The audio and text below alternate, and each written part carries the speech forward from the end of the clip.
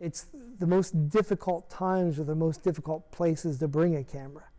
And so you have to, to risk to be able to go in those dangerous places. In a Fox 17 News exclusive interview inside the Terrorism Confinement Center, El Salvador's maximum security prison housing some of the world's most dangerous gang members. It's where 3 U.S. Homeland Security planes touched down in March, carrying 261 deported migrants. Kilmar Abrego Garcia was on one of those planes. He's now suing the Trump administration, claiming he was tortured and abused. A Nashville freelance journalist on assignment for Time magazine was there documenting their arrival.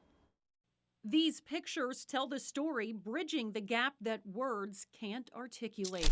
It's the work of award-winning journalist Philip Holsinger, getting dangerously close to some of the world's most notorious criminals and gang members. While on the tarmac in El Salvador, an ICE agent told Philip to be careful. Some of the Venezuelans had just tried to hijack the plane upon landing. You can read their body like a book. Rape, murder, dismemberment. I mean, it's all written onto their bodies. Dates and everything. It's crazy. Sometimes force is used to keep order, guns are drawn, and the migrants are filed off the planes and hauled onto buses, headed for CECOT, the country's Terrorism Confinement Center. Their eyes are wicked, these men. And that's where I have mixed feelings about the harshness of the treatment. It's that part of me is that how could you treat a person like this any other way except to cage them like an animal with no amenities? But then there's another part that says, people are people, and you have to have some threshold of morality when you're dealing with monsters. The Trump administration accuses Kilmar Abrego Garcia of being an MS-13 gang member, although this is in dispute. What isn't in dispute is this. Nothing illegal? Nothing, sir. He's the subject of Tennessee's high-profile landmark immigration case. A Nashville federal grand jury indicted Garcia, charging him with 2 felony charges of human smuggling. He's hauling these people for money. Garcia arrived at CECOT, El Salvador's maximum security terrorism confinement center, the same day Philip was there documenting the intake process.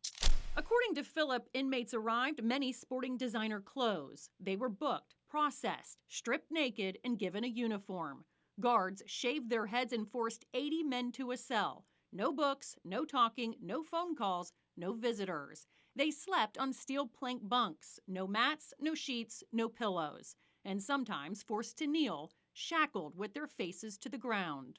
Philip, like a fly on the wall, trying to make sense of what he saw. On one hand, America is safer now that these dangerous criminals and murderers have been deported, locked up, and treated accordingly. Knowing what I know about the gangs, they belong in jail for the rest of their lives. I don't know that you can reform a serial killer. But he contemplates the right to due process, with some immigrants, while in the U.S. illegally, are not dangerous gang members that deserve the same punishment. There were outliers that night when the Venezuelans came off the plane. The biggest outlier was that some of these guys were scared to death.